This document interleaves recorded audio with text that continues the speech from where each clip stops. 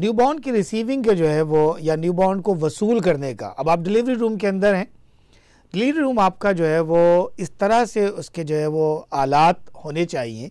कि जहाँ पर एक नर्स कम से कम जो है वो सिर्फ़ और सिर्फ न्यूबॉर्न से मुताल्लिक़ हो, वो उस चीज़ के अंदर ट्रेंड हो, उस चीज़ की माहिर हो कि न्यूबॉर्न को जब रिसीव किया जाता है तो उसको किस तरह रिसीव करेंगे। मैं आपको कुछ थोड़ी सी चंद चीज़ें बता देता हूँ उसके अंदर कि न्यूबॉर्न रिसीविंग एरिया के अंदर, ये मैं सिर्फ मैटरनिटी होम की बात करूँ जहाँ NICU मौजूद नहीं है, वहाँ पे भी कम से कम क्या होना चाहिए,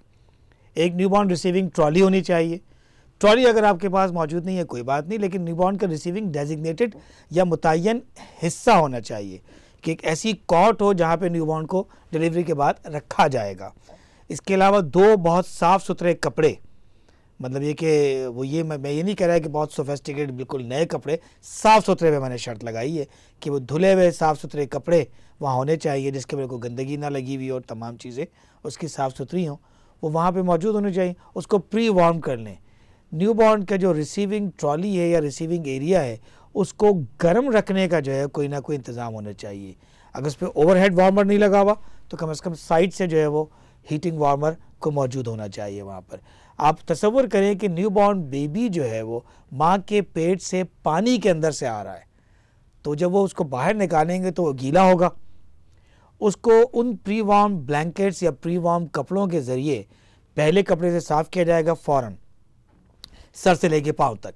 उसके जिस्म पे जो पानी लगा हुआ उसको, क्योंकि ये पानी अगर लगा हुआ रहेगा तो वो अपनी हीट लॉस कर देगा, हीट लॉस करेगा तो कई बीमारियां उसके अंदर जो है वो डेवलप हो सकती हैं। उन बीमारियों का जिक्र फ़िलहाल हम नहीं करते कि इसके स्कोप से बाहर है वो, लेकिन हम ये तसव्वुर करें कि अगर हमने ये काम नहीं किया तो हम बच्चे को मुश्किल में डाल रहे हैं। तो ये बहुत आसान सी चीज़ नहीं है कि हम ये कहें बेबी डिलीवर हो गया बस ठीक है कोई मसला नहीं है, वहाँ आपकी तैयारी होनी चाहिए। मैं फिर दोबारा जो इस बात पे ज़ोर दे रहा हूँ कि वो बच्चे को रिसीव करने वाली नर्स या डॉक्टर, वो उसकी ज़िम्मेदारी कुछ और नहीं होगी, किसी सूरत में नहीं हो सकती, वो सिर्फ बेबी के लिए ज़िम्मेदार है।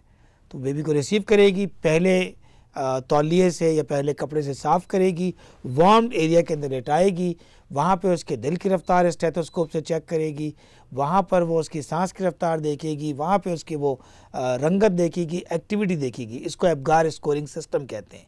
जिसके ज़रिए हम एक दूसरे से कम्युनिकेट करते हैं कि बेबी का पहला मिनट कैसा था,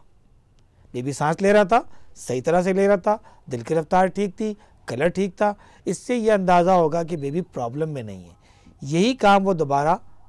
5 मिनट पे करेगी। तो 1 मिनट एंड 5 मिनट एबगार देखा जाएगा। तो ये एबगार सिस्टम है, इस पर हम नहीं जाते क्या किस तरह, लेकिन वो नर्स या वो डॉक्टर इसको तफसील से चेक करेंगे। उसके बाद जो है वो डिलीवरी रूम की जो डॉक्टर है या इंचार्ज डॉक्टर उसको बता देंगे कि बेबी अब बिल्कुल ठीक है।